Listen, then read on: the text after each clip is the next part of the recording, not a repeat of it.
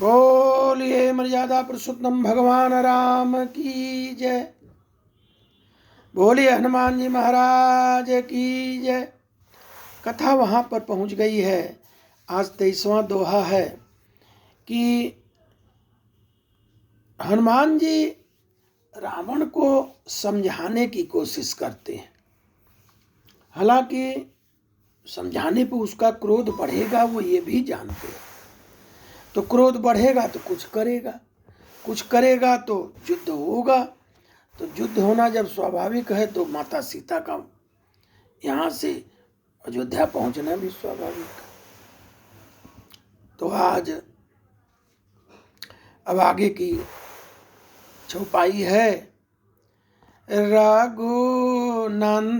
हरे रामचरण उर पंकज धरऊं रघुनंदन हरे लंकाय चल राज तुम करऊं राजा राम हरे ऋषिपुलस्ति जसु विमल मयंका राजा राम हरे तेसि महु जानी हो कलंका रघु नंदन हरे राम नाम बिनु गिरा न सोआ रघु नंदन हरे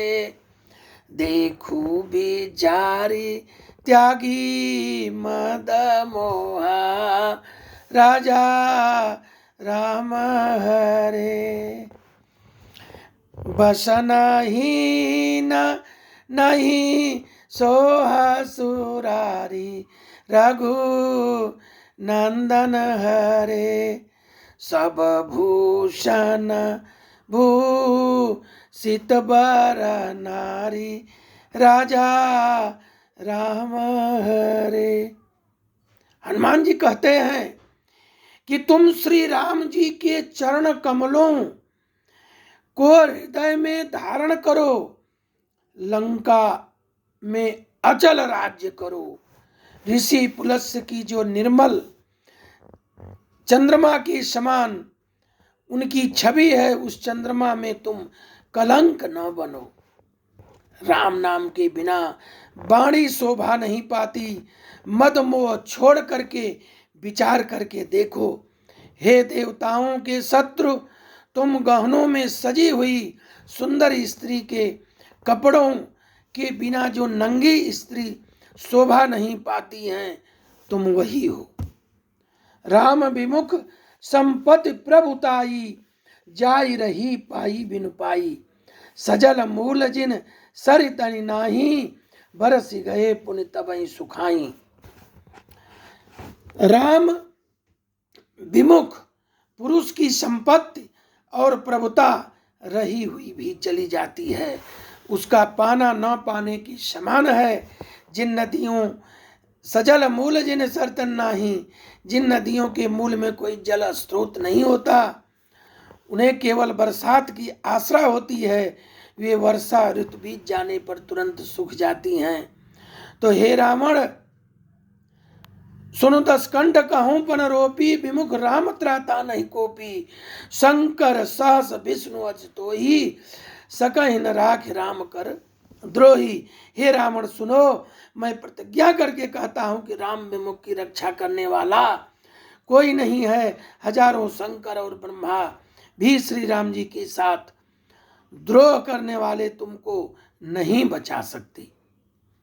मोह मूल बहुमूल मोह मूल बहुसूल प्रद त्यागहु तुम अभिमान भजहु राम रघुनायक कृपा सिंधु भगवान।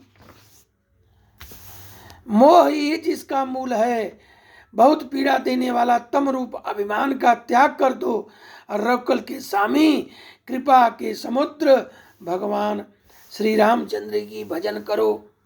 ऐसे भी उन्होंने बोला। लेकिन इसके बाद यद्यपि कही कपि अतिहित बानी, भगति विवेक विरति नयसानी, बोला बिहसी महाअभिमानी, मिला हमहि कपि गुरु बड़ ज्ञानी, मृत्यु निकटया ई खल तोही, लागे सिय धम सिखावन मोही, उल्टा होई है कह हनुमाना, मति भ्रम तोर प्रगट में जाना। ये सब बोले। यद्यप हनुमान जी भक्ति ज्ञान और वैराग्य नीति से सनी हुई हित की वाणी कही, तो भी अभिमानी रावण हंस करके व्यंग से बोला कि यह बंदर मिला हमें कभी गुरु बड़े ज्ञानी, यह बंदर बड़ी ज्ञानी गुरु हमें मिला। हे दुष्ट, तेरी मृत्यु निकट आ गई है, धम मुझे शिक्षा देने चला है। हनुमान जी ने कहा कि इससे उल्टा होगा, अर्थात मृत्यु तेरी निकट आई है, मेरी नहीं। यह मेरा मति भ्रम है, बुद्धि का फेर है, मैंने प्रत्यक्ष जान लिया है।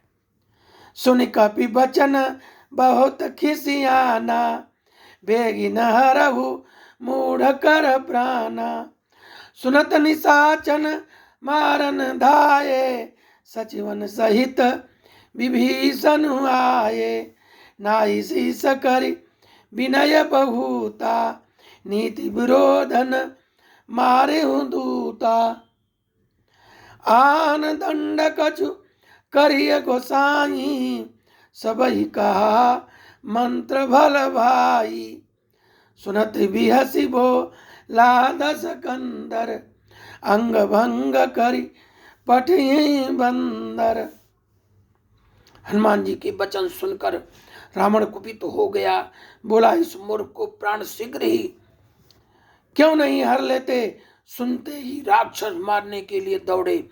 उसी समय मंत्रियों के साथ विभीषण भी आ पहुंचे। नाई शीस कर विनय बहुता, नीत विरोध मारे नहीं तूता। बोले कि यह नीत के विरुद्ध है, शीश नवाकर पहले प्रणाम किए, इसके बाद दूत को मारना नहीं चाहिए। तो हे गोसाई, इसको दूसरा दंड सोचा जाए, यह सलाह। तब रावण ने कहा ये सलाह कुछ उत्तम है। सुनत बिहसी बोला दस कंदर, इसके बाद बोला कि इसको अंग भंग कई पठई बंदर।